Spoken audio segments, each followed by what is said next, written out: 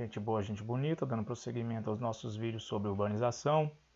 No vídeo anterior nós vimos sobre o contexto da urbanização brasileira entre 1930 e 1960 e as condições históricas, sociais que possibilitaram essa urbanização. Urbanização essa que teve grande presença do Estado, urbanização essa que consequentemente atraiu intenso êxodo rural esse provocado no primeiro momento pela concentração fundiária nas zonas rurais brasileiras, e depois, além da concentração fundiária, tivemos também a mecanização das atividades agropecuárias, principalmente a partir da década de 1960 em diante, que provocou a segunda ou a última grande onda, como alguns dizem. Outros autores dizem que nós temos uma quarta onda migratória no Brasil, mas isso é um assunto para outro momento. Mas pelo menos para esses propósitos imediatos, a terceira e última onda migratória no Brasil, no caso de êxodo rural, foi impulsionado por, além da concentração fundiária, também pela mecanização das atividades agropecuárias, que tornou o trabalho dos trabalhadores rurais dispensável.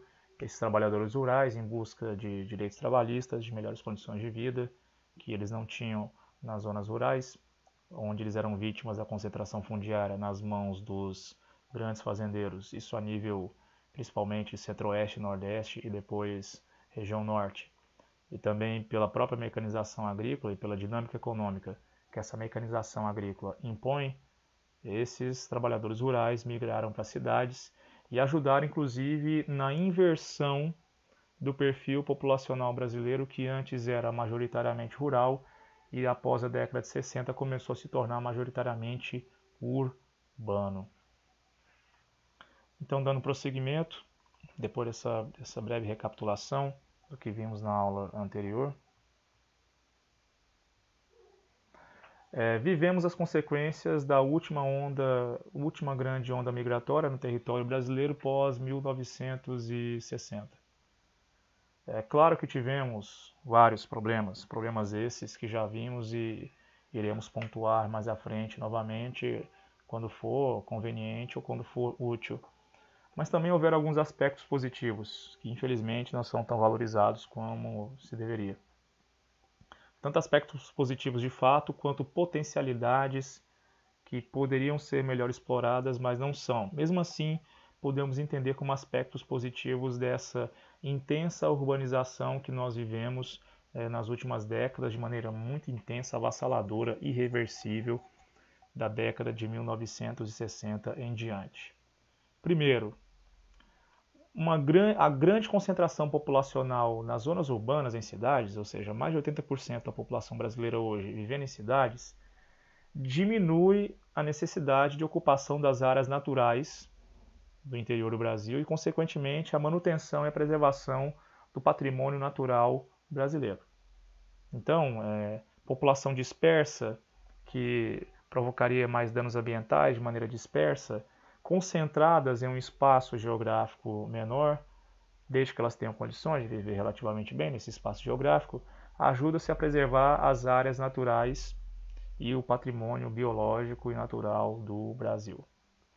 Na prática não é tão bem assim, mas pelo menos a ideia ou a possibilidade existe. Um segundo item, que pelo menos existe como possibilidade, não como algo praticável, mas temos ideias, temos práticas isoladas, mas temos grupos com iniciativa que tentam mostrar que é possível. Se bem que os interesses econômicos, os interesses do Estado nacional, atrelados a interesses econômicos, impossibilitam que isso se efetive. Mas nas zonas urbanas é possível uma melhor utilização dos recursos naturais.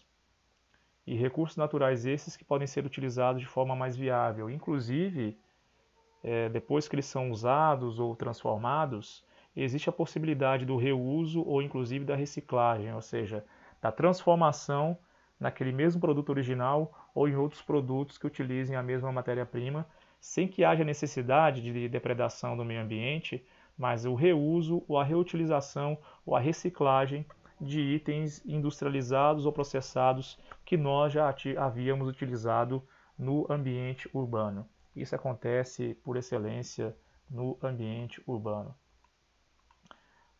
Um terceiro elemento, isso é fato, é inegável, a qualidade em si é discutível, mas o acesso é inquestionável. As populações urbanas elas têm maior acesso a serviços básicos, como água tratada e recolhimento de esgoto. Mesmo que ainda hoje metade das residências brasileiras não tenha total acesso à água tratada e total acesso ao esgoto, mas nos grandes centros urbanos principalmente, o acesso à água e esgoto ele é mais disseminado, ele é mais amplo, tem uma cobertura maior. Energia elétrica, seja paga ou seja através de ligações clandestinas, as pessoas têm acesso à energia elétrica. Escolas básicas, educação tanto infantil, educação fundamental e educação média, e também as escolas superiores, sejam faculdades ou universidades, predominantemente estão nas grandes cidades, nos centros urbanos. A maior quantidade de empregos e aqueles empregos melhor pagos ainda hoje também estão nos ambientes urbanos ou nos grandes centros urbanos. Um quarto elemento, e que também também aconteceu de forma efetiva e inegável, com as migrações para as grandes cidades e cidades médias, consequentemente com o ingresso da mulher no mercado de trabalho e a sua menor presença no ambiente familiar, e também posteriormente acesso a métodos contraceptivos como a pílula anticoncepcional e camisinha, isso provocou-se de início havia altas taxas de natalidade e fecundidade nas zonas rurais. Nas zonas urbanas, nos primeiros tempos, essas taxas se mantiveram, mas com o passar das décadas elas foram diminuindo. Diminuiu-se as taxas de natalidade e de fecundidade. Natalidade, que é o número de crianças que nascem em um grupo de 1.000 pessoas durante um ano, e fecundidade é o número médio de filhos que uma mulher pode ter durante a sua vida reprodutiva, que no caso brasileiro vai em média de 18 a 35 anos. Natalidade e fecundidade despencaram.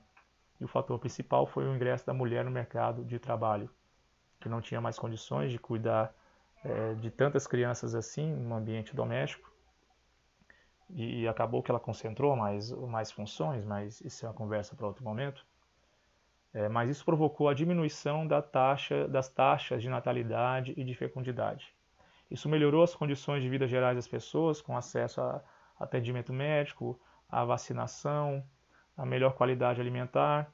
Isso, inclusive, ajudou na redução da taxa de mortalidade, que antes era altíssima, e também diminuiu em termos absolutos o número de pobres. Se bem que em termos relativos, ou hoje em dia, nas últimas décadas, o número de pobres ou da pobreza começou a crescer. Mas, nesse contexto de urbanização, duas possibilidades que não se concretizaram, mas são aspectos positivos. A menor concentração, a concentração de pessoas em um espaço geográfico menor, o que o que garante a preservação ou a possibilidade de preservação do nosso patrimônio natural e biológico. Uma segunda possibilidade, que é o melhor reuso ou até mesmo a reciclagem de produtos já utilizados ou de matérias-primas, e isso ajuda inclusive a preservar o nosso patrimônio biológico e natural. E os dois últimos seguintes são fatos, isso não são possibilidades, são fatos inegáveis. Mesmo que a qualidade seja discutível, mas aconteceu, ou seja, o maior acesso a serviços básicos nos ambientes urbanos, é aqui no ambiente urbano que isso acontece, infelizmente nas zonas rurais, quanto mais interiorizadas forem, menos acesso a esses serviços básicos a população de lá tem. E também, por último, e não menos importante, com a urbanização, o ingresso das mulheres no mercado de trabalho, as taxas de natalidade e fecundidade despencaram, houve a melhoria nas condições gerais de vida das pessoas, isso garantiu maior longevidade, que foi consequência direta da diminuição da mortalidade, e em termos absolutos também houve a diminuição dos índices de pobreza. Pois bem, terminamos um resuminho básico sobre a urbanização brasileira. Os outros pontos que não conseguimos ver nesse breve histórico da urbanização do nosso país, nós veremos de maneira pontual nos temas mais a seguir. Até daqui a pouco. Tchau, tchau.